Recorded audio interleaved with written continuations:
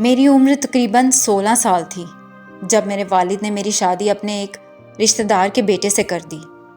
میرے والد ایک محنت کش تھے اور ہمارا خاندان بھی ایسا ہی تھا۔ میرے شوہر ایک چھوٹے زمیندار کے بیٹے تھے اور ان کا خاندان بڑی مشکل سے گزر بسر کرتا تھا۔ ہمارے پاس کچھ زیادہ وسائل نہیں تھے اور میرے سسرال میں 6 بیٹیاں اور کچھ بھتیجیاں بھی تھیں جن کی پرورش اور دیکھ بھال کا بوجھ میرے شوہر پر تھا۔ شادی کے بعد مجھے فوراً ہی روزمرہ کے کاموں میں لگ جانا پڑا۔ میں کھیتوں میں کام کرتی، پانی بھرنے جاتی اور تندور پر روٹیاں پکاتی۔ میرے پاس اپنے لیے سوچنے یا اپنی زندگی کے مسائل کو سمجھنے کا وقت ہی نہیں تھا۔ میری شادی ایک ایسے خاندان میں ہوئی تھی جہاں صرف محنت اور مشقت ہی زندگی کا ایک لازمی حصہ تھی۔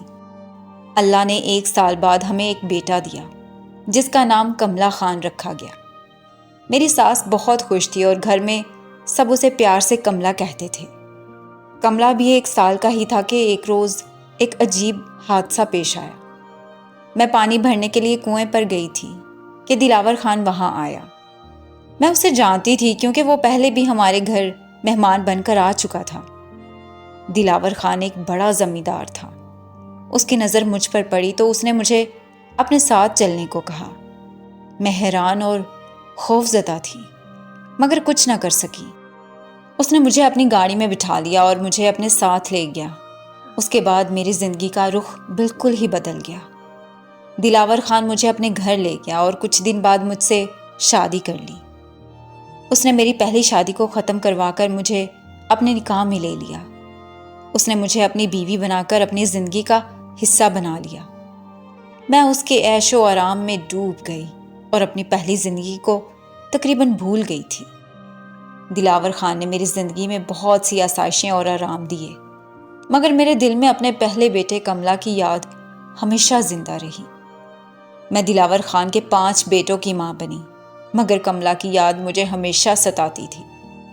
میں نے دلاور خان کے گھر میں بہت خوشی اور سکون پایا مگر کملا کی محبت اور اس سے دوری کا غم میرے دل سے کبھی نہیں نکلا۔ جب دلاور خان کا انتقال ہو گیا تو میں بالکل تنہا ہو گئی۔ میرے 5 بیٹے اپنی اپنی زندگی میں مصروف ہو گئے اور مجھے نظر انداز کرنے لگے۔ میں نے اپنی تمام جائیداد ان میں تقسیم کر دی اور دلاور خان کی وصیت کے مطابق زندگی گزارتی رہی۔ مگر ایک روز مجھے اپنے بیٹے کملا سے ملنے کی شدید خواہش ہوئی۔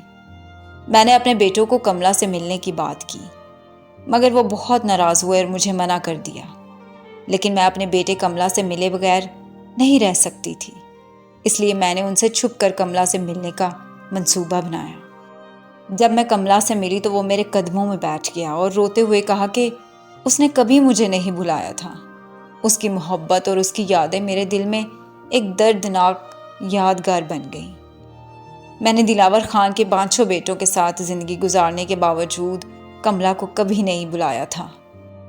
اب میں کملا کے ساتھ اس کے گھر میں رہ رہی ہوں اور اپنی باقی زندگی اس کے ساتھ گزارنے کا ارادہ کر چکی ہوں۔ میرے 5 بیٹے میری زندگی سے دور ہو چکے ہیں مگر کملا کی محبت اور اس کی قربت نے میری زندگی کو پھر سے بامعنی بنا دیا ہے۔